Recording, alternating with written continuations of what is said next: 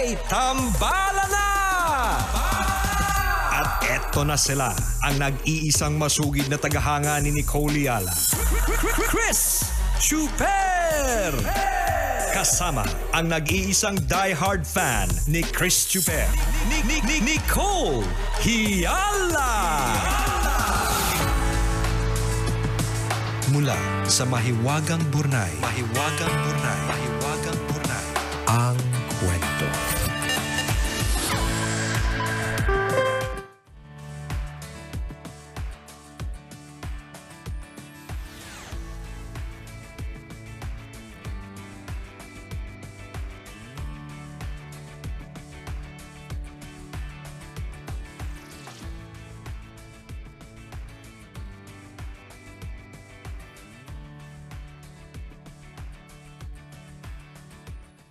$255? Yung utang mo sa akin, mamaya bayaran mo. Okay. Pero bago yan, live pala tayo, live. di bago yan, bago makalimutan partner, baka magkaroon ako ng utang sa nanay ko. Birthday ng mama ko today! Oo, yung nga, 255,000 pesos yung iregalo po ni Nicole sa inyo, Mami Franz. Soon, ma. Promise ko sa iyo yan. Malapit na ako manalo sa loto. Promise ko sa iyo yan, ma. 255 million ang mapapanalunan ko. Sa iyo ang 255,000. Happy birthday to my dearest mother, Mama Franz Gaite. Love you! Oo, si Mama Franz na parang hindi tumatanda, no? At saka si Mama Franz na parang hindi ako yung anak sa sobrang soft-spoken niya. Aminin mo na, di ba? Ang lambot. Sabi ko na nga ba eh. Hindi siya ang tunay mong magulang. Hindi mo lang kasi na-meet yung tatay ko nung hindi siya na-stroke dati. Yung tatay ko daw talaga yung bibo. Okay. Oo. Yung nanay ko, soft-spoken. So isang... Hindi naman kami naniniwala. Patay na yung tatay ko. Paano ko ipoprove? So ang nanay ko na isang introvert ay na-in love sa isang extrovert. Na-compatible din pala. Compatible. Di ba parang tayong dalawa, di ba? Hindi man tayo na-in love sa isa't isa, pero compatible tayo. Parang tayo dalawa. Di ba? Na-in love din sa isa't isa. Hindi man tayo na-in love sa isa't isa. Sabi isa. nila, ha? Totoo? Hindi. Ano, nabingi na po? Bungol na po ba yung mga tao ngayon? Ano, binagyo lang na bungol na po? Sabi ko, hindi man tayo na-in love sa isa't isa. Ayan. Hindi man tayo na-in love sa isa't isa. Compatible tayo kahit na introvert ka at extrovert ako. So may ganon. Yan. So happy birthday, Mom. Mom! Mayaman! Sabi na nanay mo, ang lagay doon ganun-ganun na lang. Ganun-ganun na lang muna. Na lang. Kasi ang birthday mo, September 5, alanganin sa sweldo yan. Love you, Ma. Happy birthday, Mama Franz. Anyway, so ito na, kwento ni Mahiwagang Burnay. Ayan. Dear Nicole and Chris, itago nyo na lang ako sa pangalang Tinay. Tambalanista, grade 5 pa lang. Ang tagal na nun tambalan kasi may kinakasama na ako ngayon. Hindi ko na lang sasabihin ng taon para hindi nyo maramdaman na nagkakaedad na kayo. Ano ba, hindi pa ba na? Nakakabastos ka. Hindi yun, partner eh. Sa sobrang tanda ba, nakalimutan na naman yung edad namin. Ganun. Anyways. Pagkita mo na, wag mo na sasabihin. Parang isa kong friend eh. Nakaka-offend. Alam niya kasi medyo tsaka siya. Sabi niya, kita na naman tayo, sinasabi pa sa akin. Anyways. Alam niyo ba, Tambalan, natutuwa ako kasi nakakasabay kayo sa mga pagbabago ng panahon. Talaga ba? Hindi kami sure. Kasi nasa Spotify at TikTok na kayo. Kaya alam mo, partner, tama talaga yung desisyon nating mag-Spotify eh. Anyways, kaya naman kahit hindi ko abutan ng live ang segment ninyo, siguradong mapapanood ko pa din. Nakikinig ako sa inyo araw-araw kasi kayo yung pampasigla ko. Sumulat ako sa inyo kasi nalulungkot ako. Baka sakaling kung ma-share ko, mabawasan ng konti. Sabi din kasi nila kapag may gustong-gusto ka daw, tas sinabi mo, nagkakatotoo, talaga, loto, manalo sa loto. Baka lotong bahay yun. Kaya, busy si Lord ngayon. Abigyan ko ng bagong luto to. Loto daw, lotong bahay. Favorite niya naman yung may nono. Lotong ulam. Diba? Anyways, baka sakaling nakikinig ang universe at bigyan katuparan ng pangarap ko. Ganito po kasi, may ka-live-in po ako. Hindi kami kasal at labag yun sa paniniwala ng mga magulang ko. Wala na lang magawa ang nanay ko kaya kahit labag sa kalooban niya, sinusuportahan niya pa din ako. Sa kabilang banda, hindi maitago ng tatay ko yung sama ng loob niya sa akin. Hindi pa kami nakakapagpakasal ng partner ko kasi wala pa kaming perang pampakasal. Marami pa kaming kailangan unahin. Kahit sa civil nga, hindi pa namin kaya. Anong ipapakain namin sa mga bisita? Hindi ko naman maibenta yung mga paninda ko, lugmok na lugmok ako financially. Madalas, hindi ko na alam kung paano lalaban sa buhay. May mga pagkakataong naiisip kong sumuko na lang. Tambalan alam ko namang mali na nagsasama kami sa iisang bubong ng walang basbas ng simbahan. Hindi pa lang talaga namin kaya sa ngayon. Sana may kasal na kami soon. Kapag nangyari yon, iimbitahan namin kayo. Salamat Tambalan sa pagbasa ng sulat ko. Ang inyong tambalanista mula dito sa Taytay Rizal, Tinay.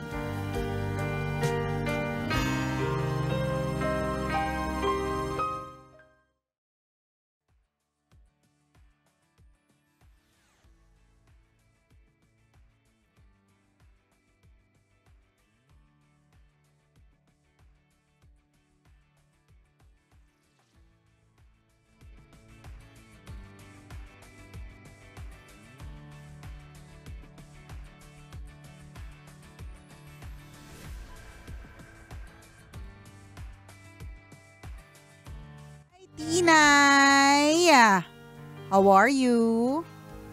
Alam mo ano kasi ng mga Pilipino yan sa kultura kasi natin.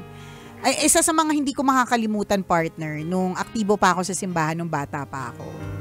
So isa sa mga ginagawa namin bukod sa mga mass weddings, yung mga binyag, yung mga nagbibigay ng seminar bago magbinyag, yung mga ganon. Kaya 'di ba kung ikaw ay isang masugi na tambalanista, alam mo hindi ako basta-basta tumatanggap ng pag-aanak sa binyag.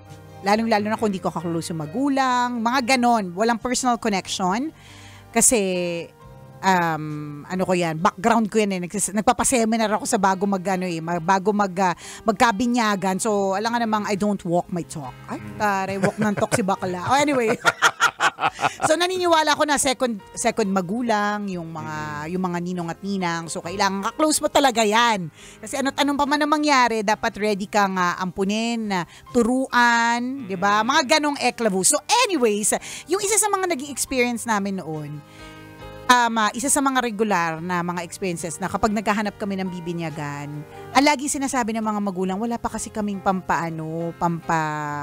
sa kanila, handa sa mga bisita. Yun. Pero kanya-kanya naman ito. May mga iba na hindi nagpapabinyag ng baby pa sila because of their religion.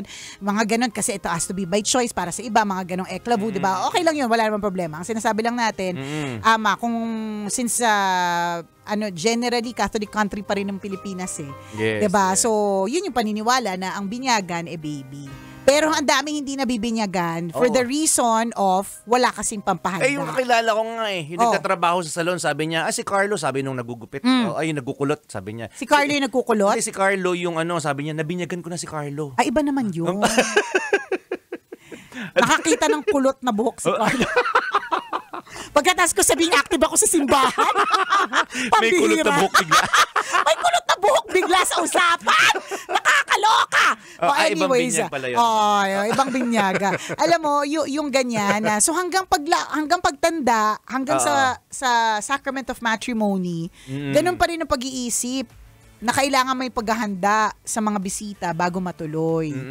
Alam niyo po, ang kagandahan nga sa mundo ngayon, nauso na po yung tinatawag ng mga intimate wedding celebrations. Ang daming ang gumagawa na ng ganun na yung intimate weddings are always, for me as a wedding host, one of the best weddings kasi kilala ng tao yung isa't isa, madaling utusan yung isa na tumuwad, gumiling, kumadyot. Kasi magkakakilala sila. Kalimutan mo na naman, kakasabi mo lang na servant ka ng church. Bakit? May masama ba sa salitang kadyot? Wala kaya masama sa salitang kadyot? Meron ba? Pag pinagtahi-tahi kasi natin. Tsaka may kulot na buhok, may kadyot. may tuwad. Hindi may iwasan Hindi, di ba? Hindi may iwasan na walang walang ang lagi kong reference sa kadyot party, yung motor. O kaya yung sasakyan, pag hindi nagsa-start, kailangan mong kadyutin. Para para para mag-start. Alam ko yun, partner, kasi lahat ng sasakyan ko dati, hindi lahat ng sasakyan ko dati second hand, ang sakit sa ulo. Sakit kumadjot? Kailangan kadyutin bago umandar. Okay. Yung isang, kung sasakyan, 30 minutes, kailangan painitin, di ba? Oh, tama na. Okay na ba? Hindi paliwanag na ba na maayos? Haba paliwanag eh. Ay, basta gusto ko lang linisin ang pangalan ko. Charot. So anyways, may ganun pa rin tayo hanggang ngayon.